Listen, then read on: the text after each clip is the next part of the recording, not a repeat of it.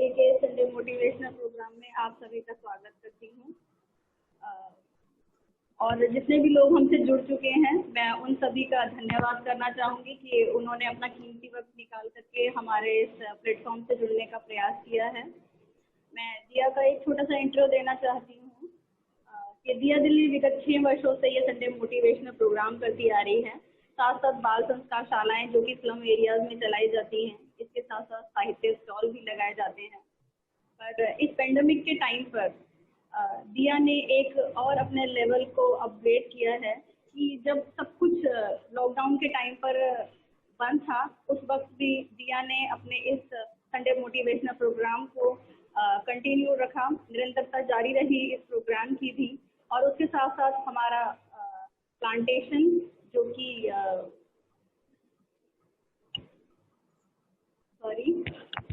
हमारा जो वृक्षारोपण अभियान है उसने अपने 75 वीक कंप्लीट कर लिए हैं इस सप्ताह। इसके लिए मैं दिया की पूरी टीम को हार्दिक बधाई देना चाहूँगी। और आप सभी लोगों से भी रिक्वेस्ट करना चाहूँगी कि अगर आप भी A block CNG petrol pump park के नियर एरिया से बिलोंग करते हैं तो आप लोग भी हमें ज्वाइन कर सकते हैं इस नोबल कॉज में। और मैं आदर्श भैया से रिक्वेस्ट करूंगी कि वो अपने आप को अनम्यूट करें और प्रज्ञा गीत प्रस्तुत करें। सभी को प्रणाम। आवाज आ रही है हमारी? जी भैया। जी, एक बार फिर से आप सभी का दिया के इस प्लेटफॉर्म पे आप सभी का हार्दिक स्वागत है। आइए, जिस गुरु सत्ता की प्रेरणा से आज हम सभी इस प्लेटफॉर्म पे जुड़ चुके हैं, अच्छे विचारों से जुड़ने के लिए हमारा सौभाग्य हुआ है। आइए सर्वप्रथम एक छोटी सी वंदना उस गुरु सत्ता के चरणों में और उसके बाद एक प्यारा सा प्रज्ञा गीत। आइए एक बार सर्वप्रथम कमर सीधी करें, गायत्री महामंत्र हमारे साथ साथ बोलने की कृपा करें। ॐ भूर्भुवः स्वः तत्सवितुर्वरेण्यं भर्गो देवस्य धीमहि धियो यो नः प्रचोदयात्।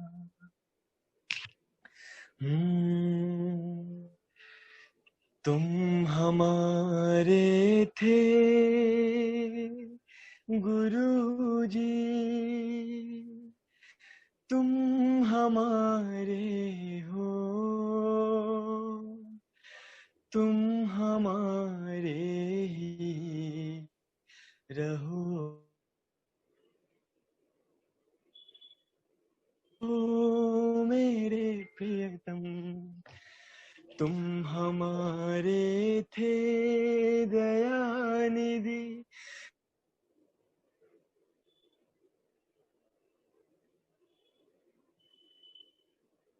हमारे ही रहोगे। ओ मेरे गुरुवर, हम तुम्हारे थे गुरुजी, हम तुम्हारे हैं, हम तुम्हारे ही रहेंगे। ओ मेरे प्रियतम, दुनिया छूटे तुम ना छूटो, जोड़ो ऐसा नाता गुरुवर, जोड़ो ऐसा नाता। दुनिया छूटे तुम ना छूटो, जोड़ो ऐसा नाता गुरुवर, जोड़ो ऐसा नाता। तुम ही ब्रह्मा विष्णु महेश्वर, तुम ही भाग्य विधाता गुरुवर, तुम ही भाग्य विधाता। अपने अनुशासन में रख लो हे परम गुरुदेव, तुम हमारे थे गुरुजी, तुम हमारे हो, तुम हमारे ही रहोगे। ओ मेरे प्रियतम। धन्यवाद।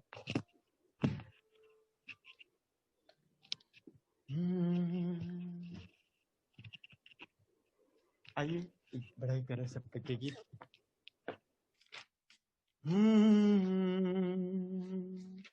उलटता जो सफीनों को उसे तूफान कहते हैं, और तूफानों को जो टक्कर दे उसे भारत के नौजवान कहते हैं। आज युग पुकारता जाग नौजवान रे, आज युग पुकारता जाग नौजवान रे। मोर्चे संभाल रे, संभाल तू कमाल रे, मोर्चे संभाल रे, संभाल तू कमाल रे। आज युग पुकारता जाग नौजवान रे, आज युग पुकारता जाग नौजवान रे। दुर्दशाग्रसित समाज हाय छटपटा रहा, भ्रष्ट हुआ तंत्र राष्ट्र संपदा मिटा रहा। दुर्दशाग्रसित समाज हाय छटपटा रहा, भ्रष्ट हुआ तंत्र राष्ट्र संपदा मिटा रहा। मूसिला है न्याय का, मौन है विधान रे, मूसिला है न्याय का, मौन है विधान रे। आज युग पुकारता जाग नौजवान रे, आज युग पुकारता जाग नौजवान रे। खोखला समाज को बना रही कुरीतियां, मृत्यु भोज हो रहे झुलस रही है बेटियां। खोखला समाज को बना रही कुरीतियां, मृत्यु भोज हो रहे झुलस रही है बेटियां। क्या नहीं रहा जवान खून में उफान रे, क्या नहीं रहा जवान खून में उफान रे। आज युग पुकारता जाग नौजवान रे, आज युग पुकारता जाग नौजवान रे। मोर्चे संभाल रे, संभाल तू कमाल रे, मोर्चे संभाल रे, संभाल तू कमाल रे। आज युग पुकारता जाग नौजवान रे, आज युग पुकारता जाग नौजवान रे। जाग नौजवान रे, जाग नौजवान रे, जाग नौजवान रे। धन्यवाद।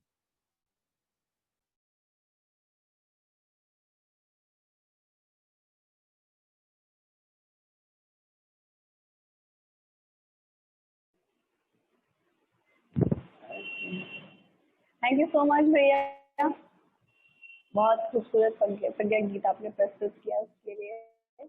और आपको भी शुभकामनाएं। मुझे लगता है कि आप शायद बाहर हैं कहीं अपनी उसी प्रतियोगिता के लिए, उसके लिए हम सबकी बहुत बहुत शुभकामनाएं हैं आपके साथ में। धन्यवाद।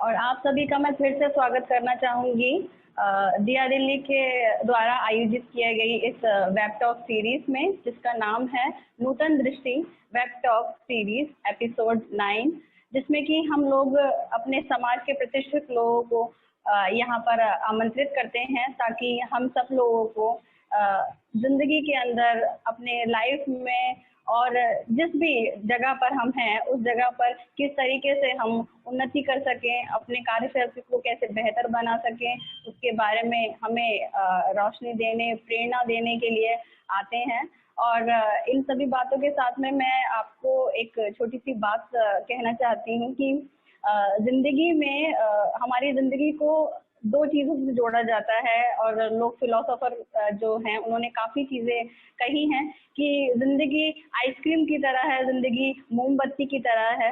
ये हमारे ऊपर है कि हम इसको किस तरीके से बिताना चाहते हैं। आइसक्रीम जो कि कंफर्ट और लग्जरियस लाइफ का एक तरीके से प्रतीक होती है, उसी तरीके से मोमबत्ती हमेशा, अगर आप देखा जाए तो उसको सिंबल माना जाता है कि उसकी जिंदगी शायद दूसरों के लिए ही होती है।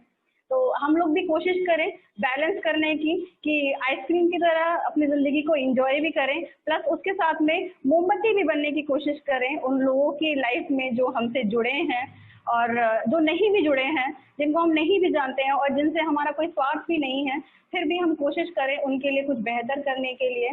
हमारे दिया में जिनका परिचय मैं अभी कराना चाहूँगी, वो यही कार्य कर रहे हैं, हमारे लिए मोमबत्ती का कार्य कर रहे हैं, हमारे लिए दिया का कार्य कर रहे हैं, हमें अपनी ऊर्जा से हमें प्रेरणा देते हैं ताकि हम भी अपनी ज़िंदगी में परमार्थ के कार्य कर सकें, अच्छे कार्य कर सकें। क्योंकि आइसक्रीम की तरह ज़िंदगी तो हर कोई बिताना चाहता है, कंफर्ट, लग्जूरियस लाइफ हर कोई चाहता है और चाहना भी चाहिए, क्योंकि एक ही लाइफ है और उसमें ही सब कुछ सोचना है।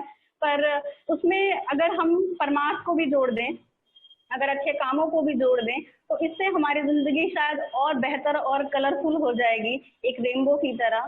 तो मैं चाहूँगी कि जिनके बारे में मैं बोलना चाहती हूँ, वो उन्होंने भी हमारी ज़िंदगी में जो कार्य किया है, आप सब भी उनसे उसी तरीके से प्रेरणा लें। हमारे दिया के जितने भी भाई बहन हैं, उनसे मार्गदर्शन पाते हैं। तो हमारे आदरणीय मनीष भैया जो हमारे प्रेरणा स्रोत हैं, हमारे दिया परिवार के मुखिया हैं और हमारे दिया परिवार में हम सब की जो जोत जो उन्होंने उजाला की है, गुरुदेव का जो साहित्य है, गुरुदेव का जो ज्ञान है, गुरुदेव का जो प्यार है, उनको देने का वो जो कार्य है, वो आदरणीय मनीष भैया हमारी ज़िंदगी में करते हैं। तो मैं चाहूँगी आदरणीय मनीष भैया, अब आप आगे प्रोग्राम कंटिन्यू करें। बहुत धन्यवाद सुनैना जी, और मेरी आवाज तो आ रही है? जी भैया।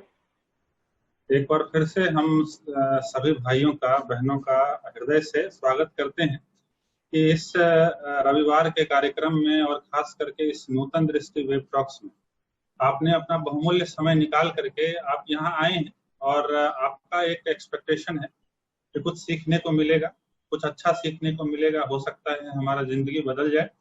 तो वो सारी बातें होंगी, लेकिन उससे पहले हम चाहते हैं कि एक बार जिस परम सत्ता के संरक्षण में, जिस गुरु सत्ता के संरक्षण में ये कार्यक्रम आपको मैं बताना चाहता हूँ कि विगत कई सालों से अगर ये लगातार चलता चला आ रहा है तो उसके पीछे उसी सत्ता का हाथ है, उसी सत्ता का संरक्षण है, इसलिए ये कार्यक्रम चलता चला आ रहा है और हम लोगों को कहीं ना कहीं कोई ना कोई माध्यम बन के हमको अच्छा विचार मिलता है, कुछ करने का तमन्ना मिलता है। तो उसी गुरु सत्ता को, उसी परम सत्ता को एक बार हम सभी ध्यान करेंगे और सभी से हम आग्रह करते हैं कि और ये विश्वास दिलाना चाहते हैं कि आप 1 घंटे के लिए, ज्यादा नहीं, आपका ज्यादा समय मैं नहीं मांग रहा हूँ, 1 घंटे के लिए अपने मन को सभी जगह से हटा के यहाँ विराम देने का प्रयास करें और यहाँ एकाग्र करने का प्रयास करें। आप विश्वास मानिए, आपको बहुत बड़ा परिवर्तन दिखाई देगा इस 1 घंटे में।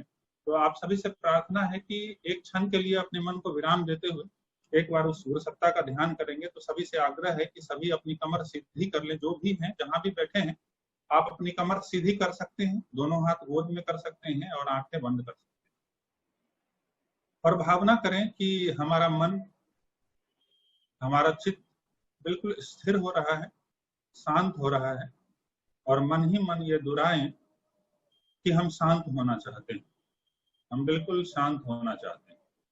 अभी किसी भी प्रकार की कोई कष्ट नहीं है, कोई कठिनाई नहीं है, हम बिल्कुल स्थिर हो रहे हैं, शांत हो रहे हैं और ध्यान करें उस उदीयमान सूर्य का, उस सविता का ध्यान करें जो सविता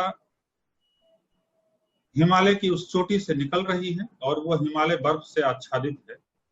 ये भावना करें कि वो सुबह का उदीयमान सूर्य, वो सविता का प्रकाश धीरे धीरे हम तक पहुंच रहा है और हमारा शरीर, हमारा मन अंदर से प्रकाशवान हो रहा है।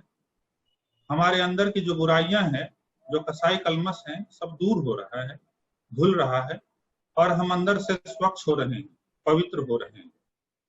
इस भावना में डूबते हुए उस महासत्ता गायत्री का ध्यान करें, जो गायत्री विश्व माता है, देव माता है,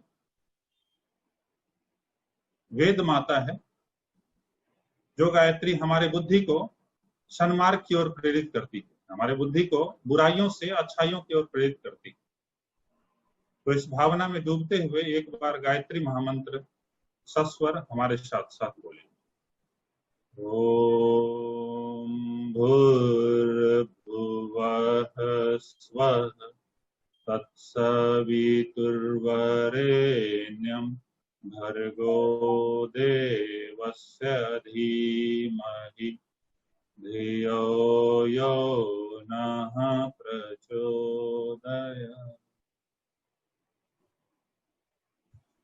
परम पूज्य गुरुदेव, परम वंदनीय माता जी के सूक्ष्म उपस्थिति में यहाँ बैठे हमारे युवा साथी भाइयों और बहनों सबका हम फिर से हृदय से इस दिया दिल्ली के प्लेटफॉर्म पे हम स्वागत करते हैं, अभिनंदन करते हैं कि आप अपना बहुमूल्य समय निकाल करके आए हैं। हम बताना चाहते हैं भाइयों कि इसमें जो हम देख पा रहे हैं, कुछ ऐसे भी भाई हैं जो हमको नए दिखाई दे रहे हैं, तो उन सभी के लिए मैं बताना चाहता हूं कि ये दिया दिल्ली जो कि अखिल विश्व गायत्री परिवार की एक युवा इकाई है और विगत 6 सालों से उन युवाओं के बीच में काम कर रही है। कहने को तो कहते हैं कि हमारे देश में 65% युवा हैं, लेकिन उन युवाओं का क्या स्थिति है आप बेहतर जानते हैं। तो इसीलिए हम लोगों ने टारगेट किया कि क्यों ना ऐसे युवाओं को अच्छे विचारों से जोड़ा जाए, जो युवा आने वाले समय में पूरे समाज को, राष्ट्र को, देश को जो आने वाले समय में लीड करने वाले, फ्रंट पे आके लीड करने वाले हैं। तो हम ऐसा आशा करते हैं कि जो भी युवा आज जुड़े हुए हैं, चाहे वो सिविल सर्विसेज का प्रिपरेशन कर रहे हैं, चाहे कोई कॉम्पिटिटिव एग्जाम का प्रिपरेशन कर रहे हैं, चाहे हो सकता है कोई बिजनेस कर रहे होंगे, वो हो सकता है। हम आप सभी को बताना चाहते हैं कि आप इस समाज के एक अहम पिलर के रूप में हैं और आने वाले समय में आपको अपने जीवन का निर्माण करना है, अपने जीवन को नया राह दिखाना है और साथ साथ समाज के लिए भी आपको कुछ करना है। तो ये प्रोग्राम जो अभी हो रहा है, ये बहुत ही अद्वितीय प्रोग्राम है। हम बताना चाहते हैं कि ये रविवार का कार्यक्रम तो विगत कई सालों से चल रहा है, लेकिन जब से ये लॉकडाउन हुआ है, जब से ये कोरोना काल हुआ है, तब से ऐसा देखा गया है कि हमारे जो युवा हैं वो कहीं ना कहीं तनाव में चले गए हैं, कहीं ना कहीं डिप्रेशन में चले गए हैं कि हमारे भविष्य का क्या होगा। वो बहुत चिंतित हैं अपने भविष्य को लेकर के कि हमने एक सपना संजोया था, हमारे गांव में, हमारे समाज में हमारे माता पिता जो है एक सपना संजो के रखे थे कि हमारा बेटा जो है एक दिन कलेक्टर बनेगा, एक दिन बड़ा अधिकारी बनेगा। लेकिन जब इस परिस्थिति में अभी हम लोग खड़े हैं, तो हम लोग कहीं ना कहीं एक तनाव महसूस कर रहे हैं, हम लोग कहीं ना कहीं एक डिप्रेशन महसूस कर रहे हैं। ऐसा देखा गया है कि 1/3 युवा आज डिप्रेशन में है, ऐसा एक सर्वे आया है। तो अगर हम लोग अपने तरीके से देखते हैं तो हम पाते हैं कि वाकई ये समय जो है, हाँ ये बात जरूर है कि ये हम लोगों के लिए चैलेंज है, लेकिन एट द सेम टाइम ये समय हम लोगों के लिए अपॉर्चुनिटी भी लेके आया है। ऐसा आप देखते होंगे, पहले जब भी जिस युवा से बात करते थे, किसी से बात करते थे तो वो कहते थे कि नहीं साहब, हमारा जीवन तो बहुत व्यस्त है, हमारे पास समय नहीं है। तो हम यही कहते थे कि साहब वो व्यस्त नहीं है, आप जो है अस्त व्यस्त हैं।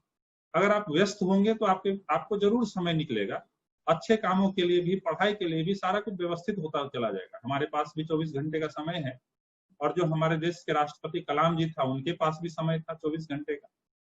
तो अब सवाल ये है कि कैसे ये जो हमारे जीवन में चैलेंज आया है उसको कैसे अपॉर्चुनिटी में बदला जाए। और आज हमारे पास देखा जाए तो समय ही समय है और उसको कैसे हम सदुपयोग करें। तो वाकई हम सभी के लिए बड़ा ही सौभाग्य का क्षण है भाइयों कि इस नूतन दृष्टि वेब टॉक्स में हम बड़े से बड़े हस्तियों को बुलाते रहते हैं, और खास करके आज का जो कार्यक्रम है और आज जो हमारे बीच में चीफ गेस्ट मौजूद हैं, वाकई हम सभी के लिए परम सौभाग्य है। कि कहते हैं ना कि वो भगवान जब आपसे प्यार करते हैं और आप किसी समस्या में होते हैं तो वो आपका समाधान करना चाहते हैं, तो वो आपको कैसे समाधान करेंगे। ऐसा तो नहीं होगा कि भगवान आ जाएंगे आपके सामने में और बताएंगे कि बोलो वत्स तुम्हारा क्या समस्या है, हम आपका समाधान करते हैं। तो वो किसी न किसी को माध्यम बनाते हैं और वाकई हम सभी का परम सौभाग्य है कि आप यहाँ तक आए, क्योंकि इन्विटेशन तो हजारों को जाता है लेकिन कुछ सैकड़े लोग ही जुड़ पाते हैं और यहाँ तक पहुंच पाते हैं। तो आप ये मान करके चलिए कि आप पर भगवान की विशेष अनुकंपा है, विशेष कृपा है कि आपको यहाँ तक ले करके वो आए हैं, वो कुछ देना चाहते हैं, किसी न किसी माध्यम से देना चाहते हैं। वाकई हम सभी का परम सौभाग्य है भाइयों कि हमारे बीच में पुरुषोत्तम मेघवाल जी मौजूद हैं। वो किसी परिचय के मोहताज नहीं है और मैं बताना चाहता हूं कि आज हम भले से IAS की तैयारी कर रहे हैं, सिविल सर्विसेज का प्रिपरेशन कर रहे हैं, लेकिन हमारे बीच में जो भैया मौजूद हैं ये चाहते तो आज किसी बड़े अधिकारी बनकर के, वो बड़े अधिकारी थे भी और मतलब एंजॉय कर रहे होते अपने जीवन को, लेकिन आज आप देखेंगे कि वो सब कुछ त्याग के इनके मन में जो वो पीड़ा था, वो दर्द था इन युवाओं के लिए कि कैसे उन तक जो है अच्छे विचारों को भी पहुंचाया जाए, और जिस उद्देश्य के लिए हम लोग आज संघर्ष कर रहे हैं उनमें उनका मदद। तो मैं बताना चाहता हूं भाइयों कि हमारे बीच में जो पुरुषोत्तम भैया मौजूद हैं ये भी दिया परिवार से ही हैं, और ये दिया भोपाल से हैं। और मैं बताना चाहता हूं कि आज आप देखे होंगे कि आपसे बहुत सारे लोग ऐसे हैं जो मुखर्जी नगर से जुड़े हुए हैं। मुखर्जी नगर में बहुत सारे ऐसे टीचर हैं जो एक कहते हैं ना कि वो शिक्षा नहीं है, ये शिक्षा को माफिया बनाया हुआ है। आप जहां जाइए मुखर्जी नगर में तो हर एक जगह आपको पोस्टर ही पोस्टर दिखाया जाएगा, वो दुकान में दिखाया जाएगा, दुकान के नीचे दिखाया जाएगा, दुकान के ऊपर दिखाया जाएगा, मतलब ऐसा लगेगा कि पता नहीं हम कहाँ आ गए।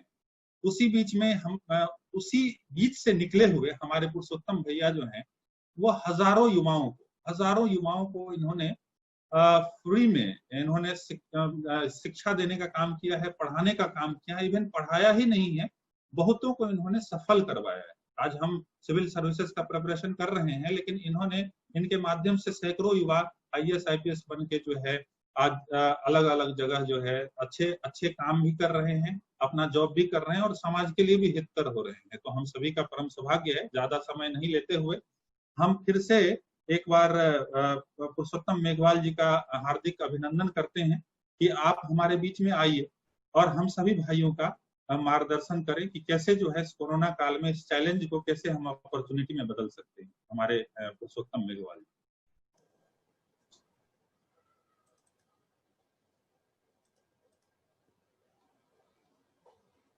प्रणाम आप सभी को।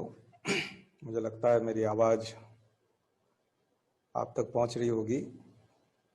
और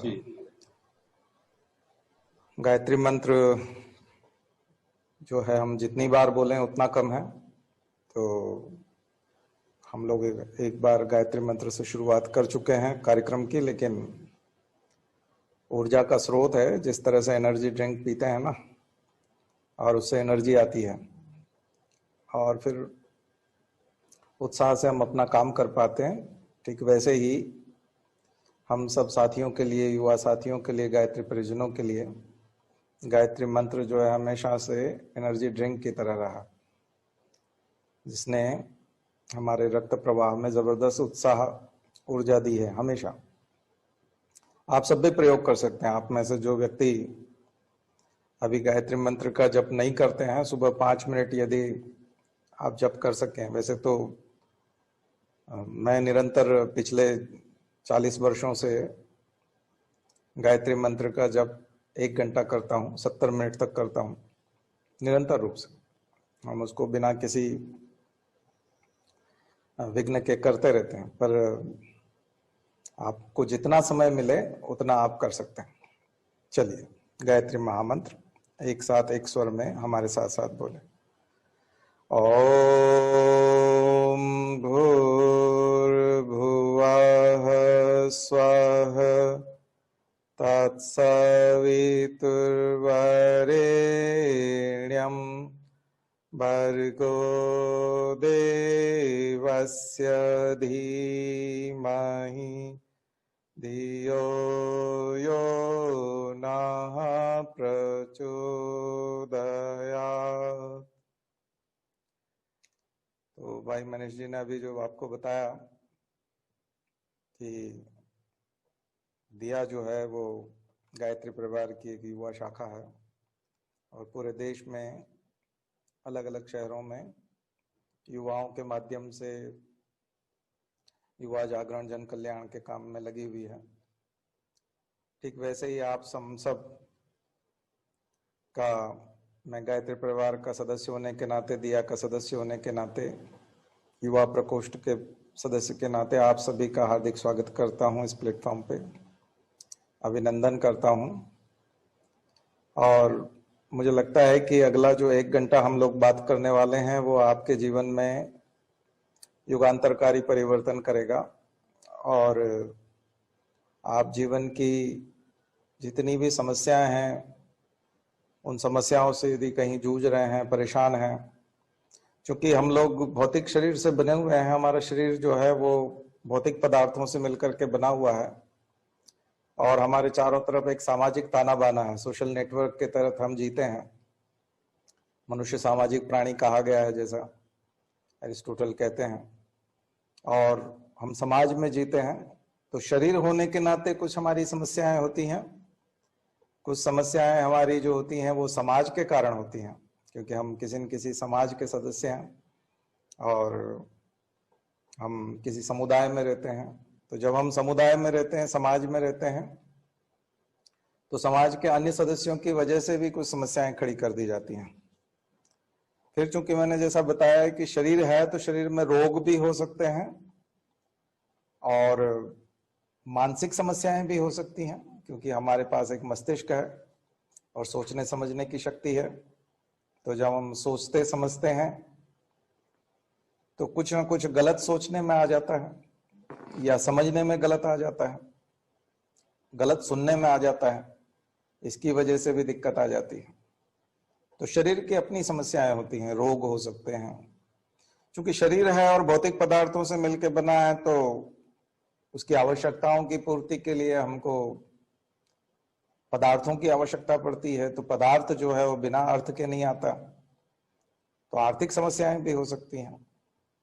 तो हमारी समस्याएं आर्थिक भी हैं, हमारी समस्याएं शारीरिक भी हैं, हमारी समस्याएं मानसिक भी हैं, और कुछ समस्याएं ऐसी होती हैं कि चूंकि हम लोग कंपटीशन एग्जाम दे रहे हैं और रोजगार की तलाश में हैं, तो कुछ समस्याएं हमारी एजुकेशनल भी हो सकती हैं, पढ़ाई लिखाई से संबंधित समस्याएं भी हो सकती हैं। तो समस्याओं के विभिन्न आयाम हैं, हम लोग अलग अलग तरह की समस्याओं से जूझते हैं। और कुछ लोग बाबाओं के चक्कर में पड़ जाते हैं, तंत्र मंत्र वालों के चक्कर में पड़ जाते हैं और कहीं हो जाते हैं, तो उन लोगों को आध्यात्मिक समस्याएं भी आ जाती हैं, धार्मिक समस्याएं भी आ जाती हैं। आप गलत संगत में चले जाएंगे, गलत तरह के लोगों में अगर आध्यात्मिक शिक्षा लेंगे, तो कई लोगों को वहां से निकालना बड़ा मुश्किल हो जाता है, क्योंकि वो उनको ध्यान के तरीके भी भटकाव वाले बता दिए जाते हैं और कई तरह के कि धर्म यही है, ये बता दिया जाता है कि यही धर्म है, तो ये और गड़बड़ हो जाता है। तो ऐसी बहुत सारी समस्याओं से हम लोग जूझते हैं।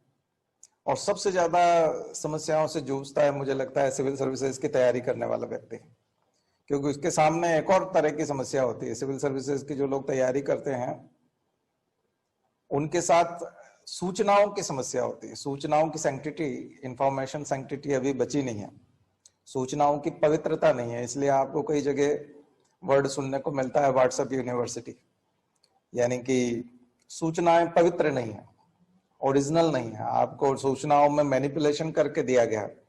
तो आप मैनिपुलेटेड इंफॉर्मेशन के साथ में कंपटीशन में जाते हैं, तो खुद का भी सत्यानाश करते हैं और परीक्षा का भी। तो हम लोग न तो परीक्षा पास कर पाते हैं, न खुद को सफल बना पाते हैं।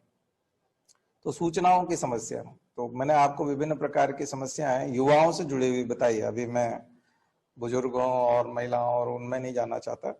अभी हम लोग खास करके युवाओं पर ही फोकस कर रहे हैं कि एक युवा जो है वो किस प्रकार के द्वंद्व पाले हुए है, अपने मन में किस तरह के द्वंद्व उसके मन में होते हैं, किस प्रकार की चीजें हैं। और खास करके अभी कोविड के टाइम में जब हम लोगों को बहुत सारी परेशानियों का सामना करना पड़ा, तो क्या वाकई में ये परेशानियां आप लोगों को देखने को मिली? तो चलिए हम लोग शुरू करते हैं अपनी बात इन्हीं समस्याओं के समाधान से कि किस प्रकार से हम लोग इनको दूर करेंगे। तो आइए, सबसे पहले हम सरकार का जो सूत्र है उसकी बात करते हैं। सरकार ने एक सूत्र दिया है इस बार, आत्मनिर्भरता। और आत्मनिर्भरता का सूत्र हम लोग अपनी जिंदगी में इन सभी समस्याओं को सॉल्व करने में लगा सकते हैं। जैसे कि हम आत्मनिर्भर बने शैक्षिक स्तर पर, हम खुद अपनी पढ़ाई खुद करें, अपने मार्गदर्शक भी स्वयं बने। बहुत सारा मार्गदर्शन तो हम लोग भी देते रहते हैं, यूट्यूब पे भी आप हमसे जुड़ सकते हैं। भैया लोग देते रहते हैं हर संडे को, आप इस प्रोग्राम में आकर के मार्गदर्शन प्राप्त कर सकते हैं। तो मार्गदर्शन आपको कहीं से मिल भी सकता है और बहुत ज्यादा आपको डिपेंड करने की जरूरत नहीं है मार्गदर्शन के मामले में। उसके अलावा भी मार्गदर्शन के लिए हमारे पास पुस्तकें हमारी सर्वश्रेष्ठ मित्र कही गई हैं।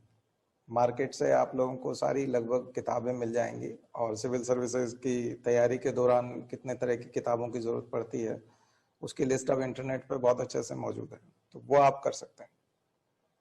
और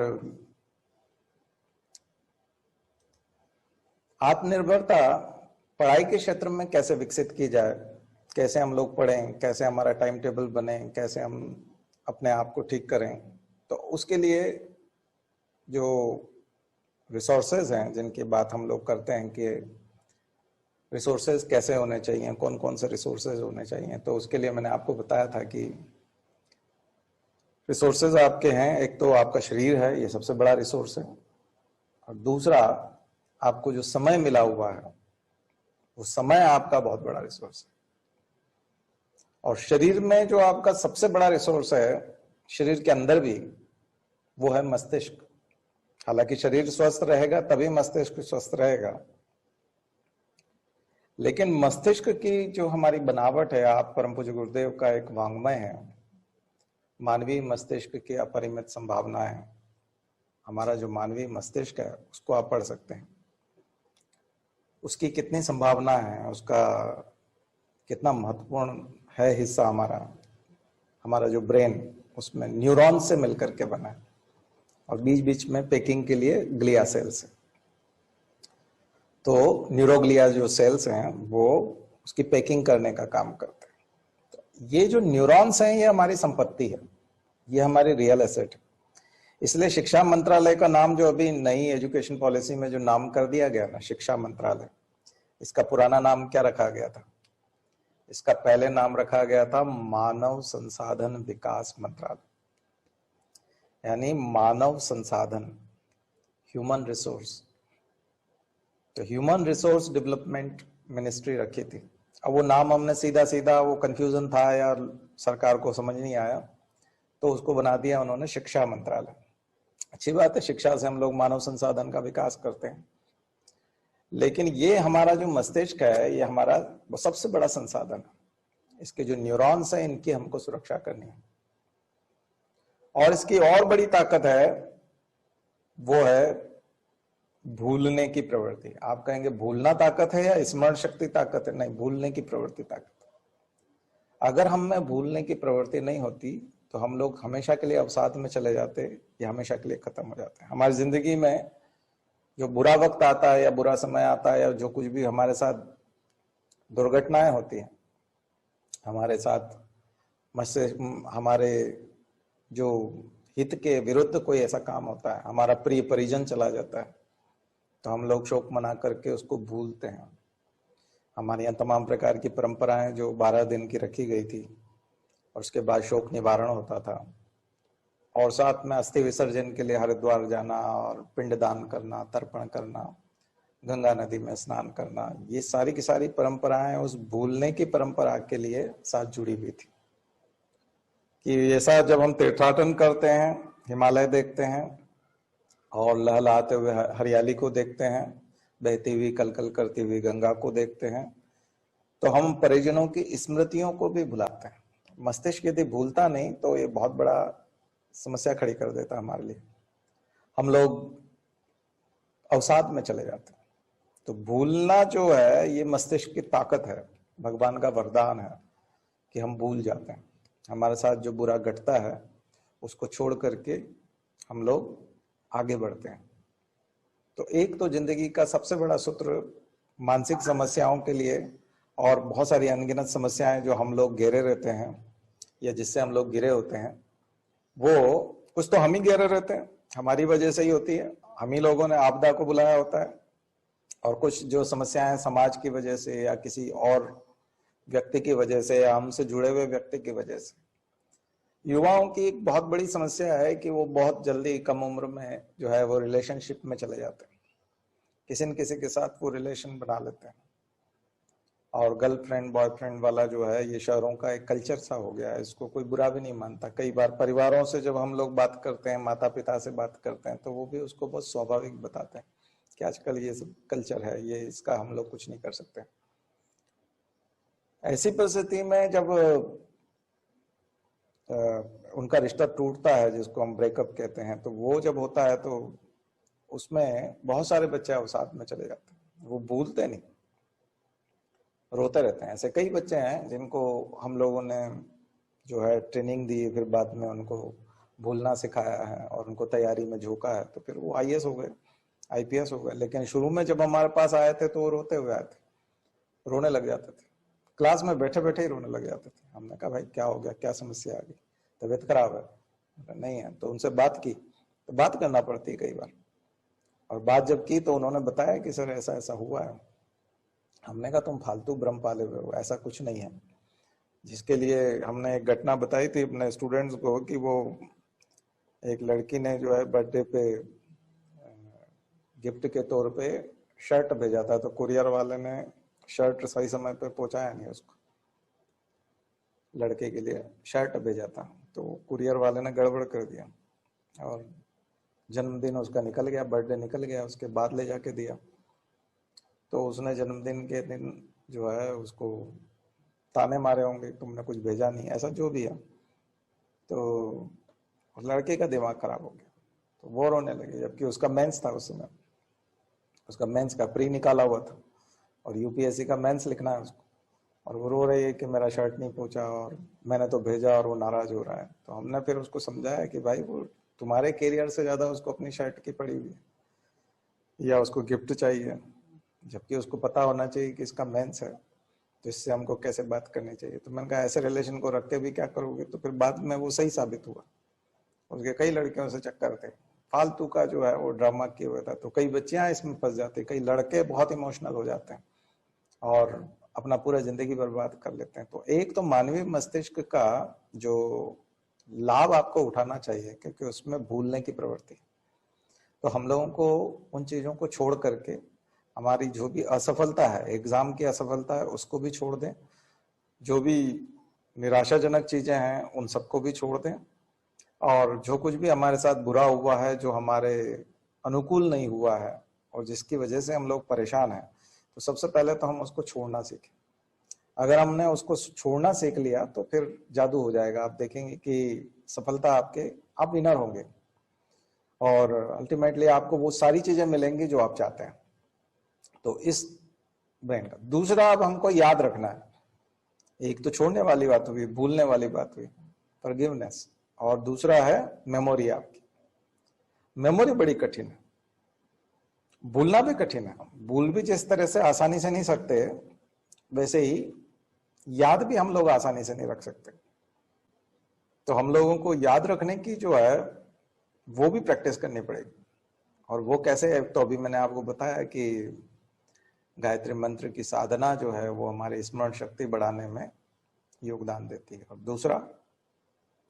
दूसरा योगदान जो स्मरण शक्ति बढ़ाने का होता है वो है रिवीजन। ध्यान रखिए, मेरे को बहुत सारे बच्चे मिलते हैं सिविल सर्विसेज की तैयारी करने वाले, जो बोलते हैं कि सर मेरी स्मरण शक्ति कमजोर है, मैं पढ़ नहीं सकता, मैं याद नहीं रख सकता। तो एक बात बता दूं मैं आपको कि किसी की भी स्मरण शक्ति बहुत ज्यादा अच्छी और कमजोर नहीं होती। जैसे सारा जो किया जा रहा है वो अभ्यास का है, कि आप अभ्यास कितना करते हैं। कई मामलों में तो मैं रटने की सलाह दूंगा। सिविल सर्विसेज में कई लोग रटने से परहेज करते हैं, खास करके साइंस के स्टूडेंट्स। तो मैं आप लोगों को बताना चाहता हूं कि रटना अच्छी चीज है, और ये जो भारत की शिक्षा व्यवस्था है और हमारी जो परीक्षा व्यवस्था है और हमारे जो कॉपी चेक करने वाले लोग हैं, अभी भी रटी रटाई चीजों को खूब मार्क्स देते हैं। अगर आपने झोंका त्यों कुछ लिख दिया वहां जाके और अच्छे खासे फैक्ट्स डाल दिए और कंसेप्ट्स को भी झोंका त्यों दे दिया, कुछ एनालिटिकल पार्ट होता है क्वेश्चन का, कुछ हिस्सा आपको समझना पड़ता है कि वो क्या कहना चाह रहा है। अगर उस हिस्से को आप समझ गए तो आप उत्तर के उस हिस्से को भी पकड़ लेंगे जो वो चाहता है, उसमें दिक्कत नहीं आएगी। लेकिन फैक्ट्स यदि आपने बहुत अच्छे से दिए और कंसेप्ट्स को बहुत अच्छे से रखा तो आप ये इससे भी पार पा सकते हैं। यहाँ पे खूब मार्क्स ला सकते हैं। भारत में अभी भी है, भारत में अभी भी कॉपी चेक करने वाले जो हैं वो योग्य व्यक्तियों की कमी है।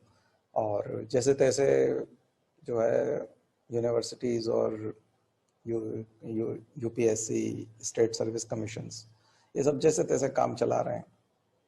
तो वही लोग बार बार कॉपी चेक करने के लिए जाते हैं जो हमेशा जाते रहे हैं। बहुत ज्यादा योग्य व्यक्ति जाते भी नहीं है, पैसा भी कम मिलता है और समय भी ज्यादा लगता है, तो लोग बहुत ज्यादा इस प्रकार के कामों में नहीं रहते हैं। तो आप लोगों को ये समझना चाहिए। दूसरा जो मैंने आपको बात कही कि मस्तिष्क की बात चूंकि हम लोग कर रहे हैं, तो मस्तिष्क कैसे अच्छा रहेगा, तो एक तो हमने साधना कह दिया आपको। गायत्री परिवार में खास करके शांति कुंज हरिद्वार में आपने देखा होगा कि एक फार्मेसी है और गायत्री परिवार के जो स्टॉल होते हैं उनमें आपको ब्राह्मी और शंख पुष्पी जैसे ब्रेन टॉनिक मिलते हैं।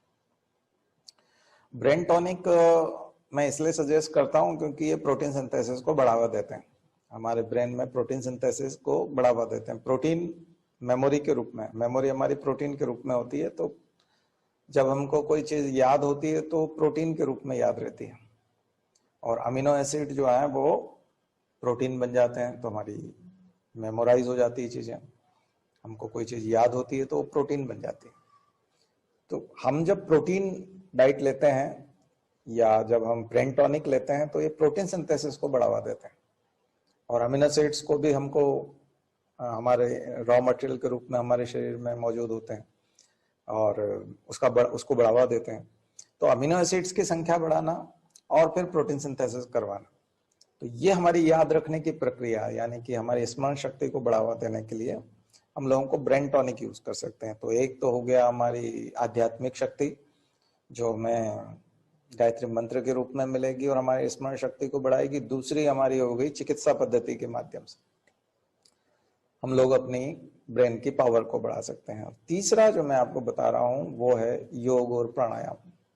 योग और प्राणायाम के माध्यम से हम लोग शरीर को स्वस्थ रख सकते हैं। और शरीर जब हमारा स्वस्थ होगा तो स्वस्थ शरीर में ही स्वच्छ मन और हमारा स्वस्थ मस्तिष्क होता है। तो मस्तिष्क को स्वस्थ रखने के लिए शरीर का स्वस्थ होना भी बहुत जरूरी है। उसके लिए हम लोग नियमित योग और प्राणायाम के माध्यम से शरीर को ठीक रख सकते हैं। तो ये शरीर की समस्याएं दूर करने के हमारे अभी के उपाय हैं, चाहे कोविड हो चाहे कोई भी समय हो। हम कोविड के समय में थोड़े से अकेले रहे तो सोचते ज्यादा थे, और मैंने आपको अभी अभी बताया कि हमारे मस्तिष्क की ताकत यह है कि वो कई बार बुरी चीजों को इतनी आसानी से भूल तो जाता है, लेकिन हम लोग अगर कोशिश करेंगे तो भूलेंगे। और अगर हम कोशिश, हालांकि ये कठिन है, बातचीत करने में आसान लगता है लेकिन इतना आसान नहीं है किसी चीज को भूलना और याद करना। तो हमारे मस्तिष्क की उन क्षमताओं का उपयोग हम करें, बुरी चीजों को भूलें, अच्छी चीजों को याद करें, और साथ साथ हम लोग उन चीजों को जो कि हमें बहुत उत्साह बढ़ाती हैं, हमारा खास करके ऐसे प्रोग्राम में आपको रेगुलर आना चाहिए। इसलिए हमारे युग निर्माण सत्संकल्प में रखा है कि नियमित स्वाध्याय और सत्संग की व्यवस्था बनाए रखेंगे। और जब हम किसी से मिल ना पाए तो अच्छी पुस्तकें पढ़ें। आप परम पूज्य गुरुदेव का साहित्य पढ़ते हैं तो एक आशावादी दृष्टिकोण विकसित होता है, हमारे अंदर एक उम्मीद की किरण जागती है। उनकी हर लाइन में, हर पंक्ति में, हर पेज पर आपको कोई न कोई समस्या का समाधान दिखाई पड़ता है, वो उत्साह भरते हुए नजर आते हैं। आप एक छोटी सी पुस्तक पढ़ सकते हैं, हमारे मनीष भाई आपको अवेलेबल करा देंगे, अगर आप उनको अपना एड्रेस दे देंगे तो वहां से कुछ व्यवस्था बनेगी ऐसी, या आप कोई सेंटर बता देंगे वहां से। हारिए ना हिम्मत, बहुत छोटी सी किताब, उसको कई बार आप लोग पढ़ सकते हैं। तो कुछ क्रांति धर्मी साहित्य हैं, मैं क्या हूँ, ऐसी कुछ बेसिक बुक्स हैं। देखिए गुरुदेव ने तो बहुत साहित्य लिखा है, बहुत ज्यादा साहित्य लिखा है, और जितना साहित्य आप पढ़ते हैं उतना कम है। और इसलिए आप देखिए कि गायत्री परिवार के केवल अभियानों के नाम ही आप पढ़ लेंगे तो उसमें एक आशावाद का, उत्साह का संचार आपको, प्रज्ञा अभियान नाम, उसमें प्रज्ञा शब्द जुड़ा हुआ है। युग के अनुरूप एक प्रकार का प्रधान ज्ञान, ऐसा नॉलेज जो युगानुकूल हो और जो सारी समस्याओं को हर ले, वो है एक तरह से प्रज्ञा। आपने युग निर्माण योजना, युग का निर्माण करने वाली योजना है ना, छोटी मोटी बात नहीं है, पूरे युग का निर्माण करना है। देखिए गायत्री परिवार में जब कोई व्यक्ति युवा आता है ना, हम भी युवा काल से जुड़े हैं, और हम जैसे ही थोड़ा समझने लगे, शांति कुंज जाने लगे। बहुत कम उम्र में हम लोगों ने गायत्री परिवार में सक्रियता कर ली थी, संगीत के माध्यम से जुड़े थे। अभी भाई बहुत अच्छा संगीत गा रहे थे, जाग नौजवान रे, है ना। तो आदर्श भाई ने बहुत अच्छा गीत सुनाया, बहुत अच्छा गला है उनका। उनके लिए भी हमको जीवन के लिए शुभकामनाएं देनी है कि अच्छे गायक हमारे मिशन में हैं और ऐसे गायकों को जो है अच्छे प्लेटफॉर्म मिले, वो आगे बढ़े। तो ये जो संगीत आप सुनते हैं इन सब में एक आशावाद है। गायत्री परिवार के जहां जहां पे भी कहीं कोई कोटेशन लिखा है, यहाँ तक कि नाम भी लिखे हैं, महापुरुषों के नाम लिखे होते हैं। आप शांति कुंज में जाएंगे, अलग अलग जो है देवी देवताओं के नाम पे नहीं है, हमारे युग के, अभी इस युग के जो एक तरह से महापुरुष हैं, ऋषि मुनि हैं, देवियां हैं, उनके नाम लिखे हुए हैं। उन सबकी जीवन गाथाएं, उनका नाम सुन करके, उनकी जीवन गाथाएं सुन करके आपको एक तरह का रोमांच आता है। ऐसे रोमांच में गायत्री परिवार का विचार आप सब तक पहुंचता है और हर गतिविधि से पहुंचता है। तो खैर, आप लोग जो लोग पहले से जुड़े हुए हैं और कभी गए हैं शांति कुंज या गायत्री परिवार से परिचित हैं, गुरुदेव के साहित्य से परिचित हैं, तो उनके लिए तो कोई बहुत नई बात नहीं, आप लोग उस चीज को जीवंत अवस्था में उसको महसूस कर रहे होंगे। लेकिन जो लोग अभी इन चीजों को नहीं कर रहे हैं, उनके लिए मैं एक आकर्षण की चीज बता रहा हूँ कि आज की इस आपाधापी के युग में, इस चारों तरफ जब लोग निराशावादी बात करते हैं, अगर आपको कहीं आशावाद दिखाई पड़ता है, उम्मीद की किरण दिखाई पड़ती है, और जो आपको बहुत सकारात्मक दिशा में सोचना सिखा सकते हैं, वो है गायत्री परिवार, उसका साहित्य और परम पूज्य गुरुदेव के विचार, जिसे आपको अपनाना चाहिए। आज के युग की बहुत बड़ी आवश्यकता है। और अगर हम कुछ सफलता प्राप्त करना चाहते हैं भौतिक जीवन में भी, आध्यात्मिक जीवन में या समाज में, जहां कहीं पे भी हम सफल होना चाहते हैं, तो उसके लिए हमको इसकी जो तैयारी होती है, पृष्ठभूमि होती है, उसको हम लोग बोलते हैं आत्मनिर्माण। उसी को बहुत साधारण भाषा में गुरुजी ने नारे के रूप में दे दिया है, हम सुधरेंगे युग सुधरेगा। हम सुधरेंगे मतलब आत्मनिर्माण करेंगे, खुद का निर्माण करेंगे। आत्मनिर्माण होगा तो समाज निर्माण हो जाएगा, परिवार निर्माण हो जाएगा। आत्मनिर्माण होगा, खुद का निर्माण होगा तो हमारे परिवार का निर्माण हो जाएगा, परिवार का हो जाएगा तो समाज का हो जाएगा, तो फिर राष्ट्र का हो जाएगा और विश्व का भी हो जाएगा। तो राष्ट्र निर्माण, आत्मनिर्माण से राष्ट्र निर्माण की ओर जाने का काम जो है वो गायत्री परिवार ने उठा रखा है। तो हमारा सबसे पहले हमारा खुद का निर्माण हो, तो मैं उन्हीं खुद का निर्माण कैसे होगा, हम लोग खुद निर्मित कैसे होंगे, कैसे हम लोग तो मैं वही बात आपको बता रहा था कि चाहे इसको लोग पर्सनालिटी डेवलपमेंट बोलते हैं, टोटल क्वालिटी मैनेजमेंट बोलते हैं, अलग अलग तरह के कोर्सेस होते हैं। कई लोग बोलते हैं पर्सनालिटी डेवलपमेंट के कोर्सेस हम लोग कराते हैं। यूपीएससी में भी जब इंटरव्यू होता है तो उसको कहा जाता है पर्सनालिटी टेस्ट। उसको ये नहीं कहा जाता है कि इंटरव्यू हो रहा है, साक्षात्कार हो रहा है, ये नहीं, पर्सनालिटी टेस्ट हो रहा है, व्यक्तित्व परीक्षण हो रहा है। इसका मतलब पर्सनालिटी का डेवलपमेंट होना चाहिए। तो पर्सनालिटी डेवलपमेंट हो, चाहे टोटल क्वालिटी मैनेजमेंट हो, चाहे संपूर्ण व्यक्तित्व विकास की बात हो या आत्मनिर्माण की बात हो, जब हम आध्यात्मिक दृष्टि से बात करते हैं तो आत्मनिर्माण, और साधारण जन के लिए जो नारा बना दिया गया है वो है हम सुधरेंगे युग सुधरेगा। यानी आत्मनिर्माण से पूरी दुनिया, युग मतलब पूरी दुनिया, पूरा जमाना बदल जाएगा, बदलेंगे जमाना, गीत है हमारा। तो संपूर्ण व्यक्तित्व विकास के 3 चरण हैं जो मैं आपको बता रहा था कि शारीरिक रूप से, और शरीर में भी सबसे महत्वपूर्ण हिस्सा है मस्तिष्क। तो शारीरिक वाली बात हुई। अब आते हैं हम लोग परीक्षा की तैयारी के हिसाब से भी और खुद के निर्माण के हिसाब से भी, आत्मिक वाले या जिसको हम लोग कहते हैं मानसिक वाले। तो मानसिक तैयारी कैसे हो, मानसिक तौर पे तो एक तो अभी मैंने आपको बताया कि ब्रेन टॉनिक लिया जा सकता है और गायत्री मंत्र की उपासना की जा सकती है, जिससे हम मानसिक रूप से मजबूत रहेंगे। और दूसरी चीज जो आपको विकसित करनी चाहिए मानसिक रूप से, वो योद्धा वाला स्वरूप विकसित करना चाहिए। योद्धा वाला, युवा जो है, युवा में और योद्धा में बहुत ज्यादा अंतर नहीं होता। जो योद्धा होते हैं उनका खून भी बहुत गर्म होता है, उनको भी गुस्सा आता है और उनको शत्रु को परास्त करना होता है। और हमको अपनी, अगर चूंकि हम लोग सेना में नहीं है, इसलिए सेना में जो है बहुत जल्दी रिटायरमेंट हो जाता है, ज्यादा बुजुर्ग लोगों को नहीं रखते।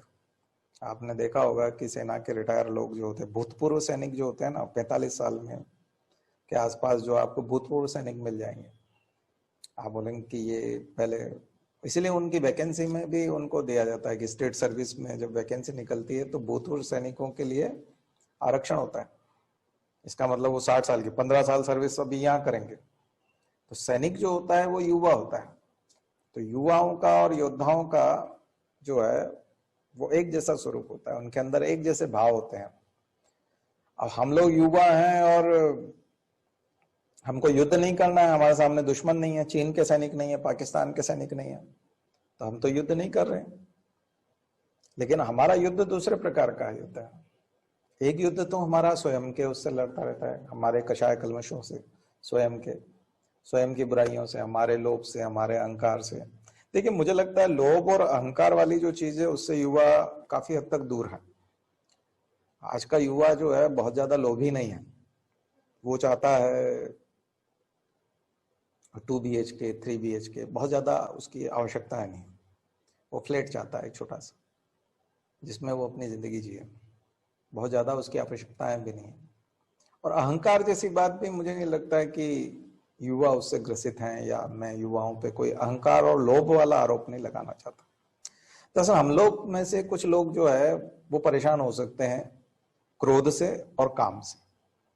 तो हमारी मूलभूत समस्याएं काम, क्रोध, लोभ, मोह में से तो मोह भी हो सकता है, जो अभी मैंने आपको बताया कि मानसिक अवसाद में चले जाते हैं युवा क्योंकि वो संबंधों को भूल नहीं पाते, तो मोह हो जाता है, हमको मोह होने लगता है।